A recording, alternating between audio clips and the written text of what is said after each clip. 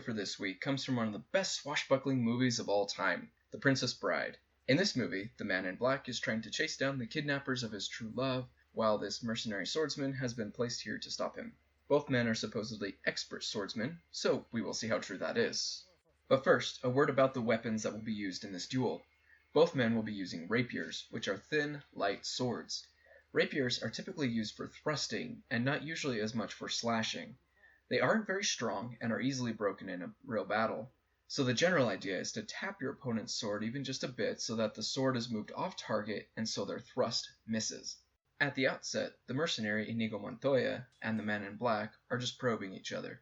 Neither one is quite sure how good the other is, but they know that the other must have some skill, so they start cautiously, yet confidently. Although at this point it looks like the duel has actually begun, it really still hasn't.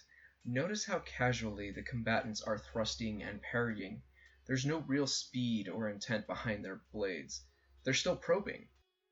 This move here by Inigo is definitely unorthodox and more for theater than anything. But then he starts using circular motions to get the man in black's sword off of his center line to try to open him up for a thrust. Inigo is overextended here. He has no room to maneuver forward should an opening present itself.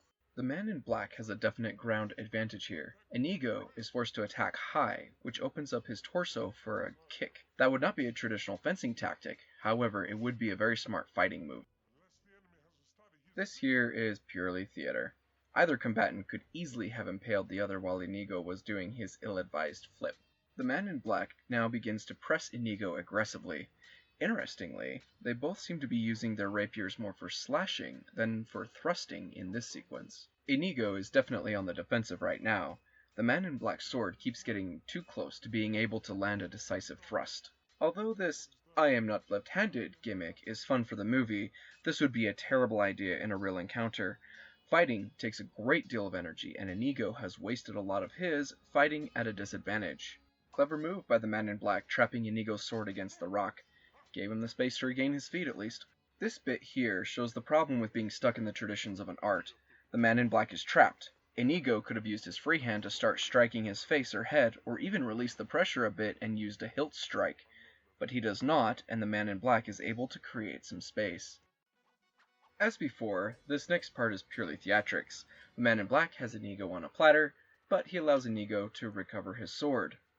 Then, the man in black throws his sword into the ground near Inigo, then does some gymnastics before recovering his sword.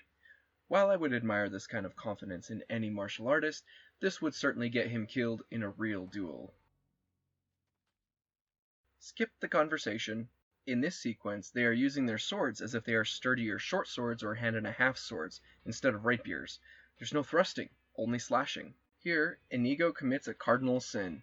He turns his back on his opponent. There is no reason why the man in black couldn't have just slipped his rapier in between Inigo's ribs instead of in between his feet.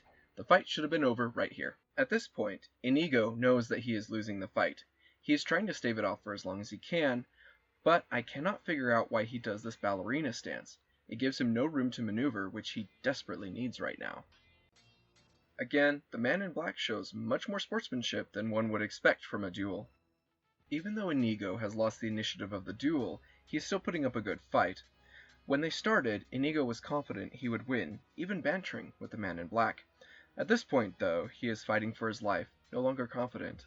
That lack of confidence does make a difference. Inigo is tired, and his fine motor skills are deteriorating, leaving just his gross motor skills. This is actually pretty true to life. The more exhausted one gets, the more the fine motor skills deteriorate. Inigo should not have wasted his energy fighting left-handed at the beginning of the duel. In the end, the man in black won, although there were points when both combatants failed to take advantage of openings. Inigo foolishly wasted his energy at the beginning and didn't take advantage of the man in black's overconfidence during his gymnastics routine.